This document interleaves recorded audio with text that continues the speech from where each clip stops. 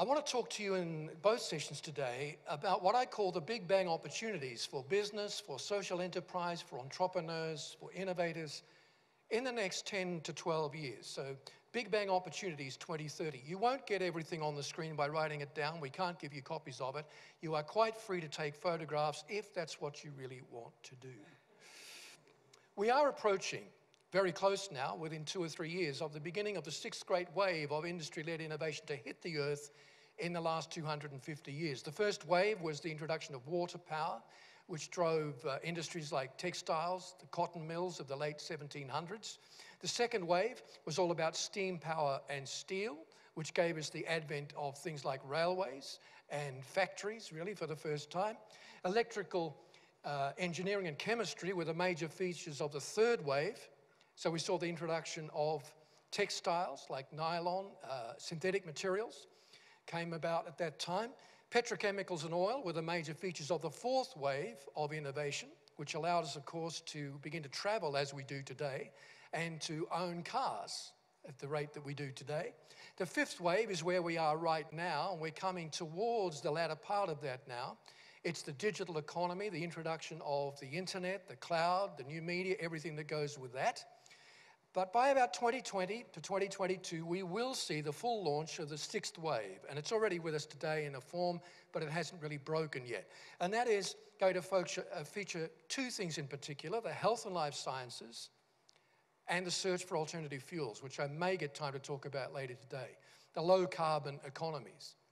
Now, along with this sixth wave of innovation are certain forces or certain drivers of major change in society, business, entrepreneurialism, innovation over the next 10 to 15 years. The first of these, and the most obvious we'll start with, is the digital process, digitization generally. We spend 6.5 hours on average sleeping, 5 hours on average across the whole week working, but we spend 12 hours a day working with digital communications and technology. So it's a major part of our day. Over the next 5 years, our engagement with digital will slow down a little bit because it's reached its peak level already, but we will continue to engage with digital in new and exciting ways. Meanwhile, there are 4 billion people on planet Earth who are still waiting to engage the internet for the first time. And when they do, regions like the Asia Pacific will suddenly become the world's biggest digital advertising markets. Now, digitization brings some great benefits. I talked about one of them last year, but different material. Open innovation.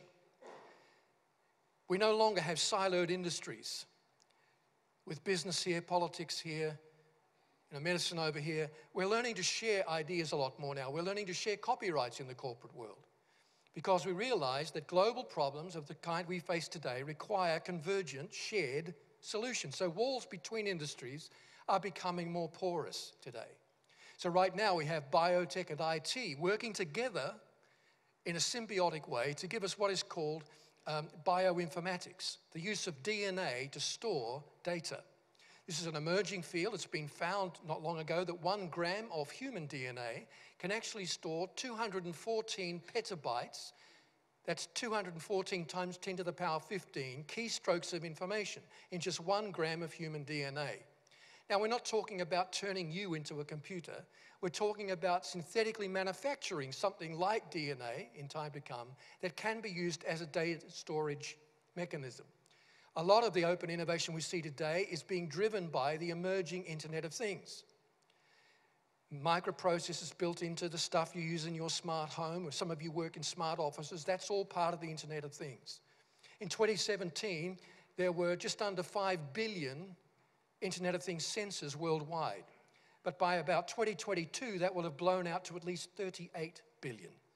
So this thing is on the rise from here. It's going to drive smart agriculture. It's going to drive smart transportation, like smart cars. It's going to drive smart cities, which I'll say more about in a moment, and smart industry. I'm sure you all know. How many are familiar with Industry 4.0?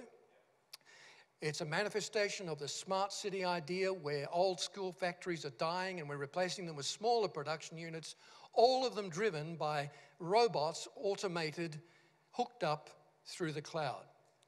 Smart industry is going to add $15 trillion to global GDP by the year 2035. So it's going to be a massive thing, all driven by the Internet of Things. Open innovation is also made possible because of big data. How many familiar with this term? Good, a few more. Big data analytics, the fact that mobile devices can send information to the cloud, which can then be analyzed by huge networks of computers, which use that information, not just in ephemeral ways like predicting economic shifts or marketing patterns, but in very practical ways, like designing better chairs to sit on, designing better streets to drive on, designing smart cars today. It's all done using big data analytics. Of course, the challenge for big data, which is already being used by 58% of British companies, is that it has to deliver small value. Big data has to become about small value. Big data is of no use if it doesn't add value to individual human beings. I'm of the mind, and I've said it in the media recently, that smart cities are only as smart as they can meet people's needs on a small scale. If they don't meet the needs of individual human beings and the environment, they're not so smart after all.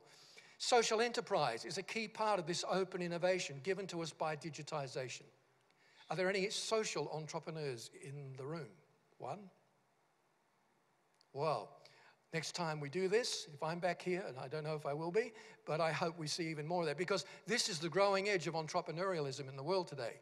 Social entrepreneurialism generated £22 billion to the British economy in 5 years between 2009 and 2014. Social enterprise is just businesses that solve problems in profitable ways, but they're problems of a social nature. And we can learn a lot from the third world, ladies and gentlemen, when it comes to social enterprise, because they're ahead of us in some respects. They've had to leapfrog. They've had to solve problems we take for granted. Toto Health is a good example. It's based in Kenya. It's a service that sends text messages to people at different points in their lives to ask them questions about their health and give them possible solutions. So, for example, when a couple goes to a hospital in Kenya to have a baby, they can sign up for this program, which is very cheap to run. These are mostly rural people who have no access to doctors, but they have an old school Nokia phone. And when their child is about 9 months old, they'll receive a message that says, is your child independently mobile? Is your child able to crawl or pull themselves across the floor? If they're not, they may have some behavioral challenges. Here's what you can do about it. Here are some things to help them. These are people that will never get to see a doctor. Now, we have a problem in Germany today. We have a problem even bigger in Britain today because our national health services are strained to the limit. They're strained because the population's growing older, we're all aging, and also we don't want to pay more tax than we do already. So the national health services are under strain. These sorts of uses of technology will help people to manage their own health before they really need to go to a doctor. So we can learn from this. This is not just third world stuff we're talking about here. This is stuff we need to apply in the first world today. Digitization is changing the way we communicate. We all know that. But augmented reality is about to hit us in a major way. Now, augmented reality's been around for a few years. We all remember laughing about Google Glass because it looked so stupid. And people who read their glasses kept bumping into things in the street. But Google Glass was just the first iteration. And we didn't fall in love with augmented reality because we were too much in love with our phones. We were still going, oh, isn't that wonderful, with our phones. But that's wearing thin now. Augmented reality has 1 billion, or will have 1 billion users by 2021. In Oxford, just near where I live, one of the leading intellectual cities and innovation cities of the UK, we have a company called OxSight, which is not about giving sight to cows. It's Oxford Sight. What they do is they provide a technology that adds artificial layers to real images for people who have limited eyesight. So someone may be seeing a blurry image and not sure what it is. What they do is they provide something that provides an outline and like a cartoon image over the top of what is really there so that people can identify, what am I looking at? Looking at a person. The person looks basically like this. Looking at a car, it looks basically, are you with me? This is the use of augmented reality. Even dating apps now are taking up augmented reality. These are among the biggest in the world, the dating apps. Flirt AR, which sounds a little creepy to me, allows you to point your glasses or other AI device at someone in the room or across the street. Someone you think, I'd like to meet that person. And if they are, only if they are registered with Flirt AR, you can get their bio and their interests. You can decide whether you want to walk up to them. Now, personally, I think it's worth taking the risk just to go up and say, hello, who are you? You look nice.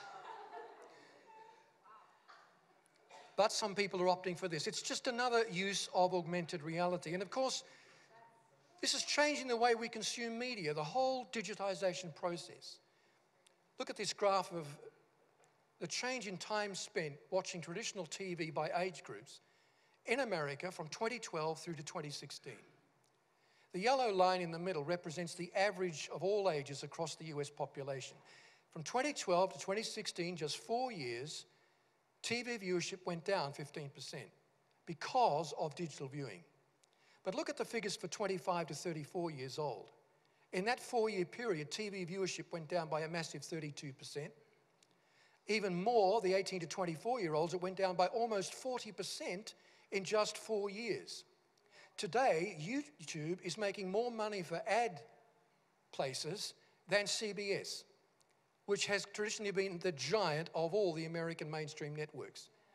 YouTube now makes 6 times as much money in advertising as cable TV, like Fox and others, and twice as much as CBS. Unthinkable just 5 years ago. This is the pace of change with digitization. It's going to lead us in the next few years to what I like to call experience media. I was talking to a group of media executives about this not long ago, and I said the time is coming shortly when people will have VR concerts. You won't have to go to a physical venue. If you choose to, you can put your gear on, whether it's glasses or some new device, and you can have a virtual concert with holograms involved and haptic technology that fools not just sight, sound, and touch, but smell and taste as well. Sociable media. Anybody heard of this? Sociable media is the next iteration of social media. Sociable media is where your avatar, your three-dimensional representation in digital space, meets with your friend's avatar in an imaginary space and has coffee together. To such a degree that the haptics are so good that you actually feel like you're in that room with that. But you know you're not, but you feel like you are. This is what I'm calling sociable media. We have brain-machine interfaces beginning to develop now. Free University of Berlin a few years ago came out with its brain driver car. It called it brain driver because it was driven with nothing more than brain waves. A skull cap was worn by the person sitting in the driver's seat, and brain waves were read to drive the car. Facebook, probably the least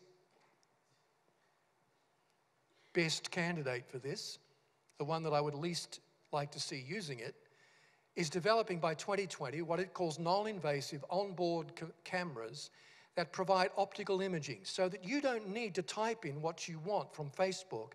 It can read from your optical imaging what you're thinking. Now, as I said, I'm not really sure I want the Zuck to have that much power, given his recent record with data breaches. But this is part of the technology that's coming down the pike in the next just 2 or 3 years.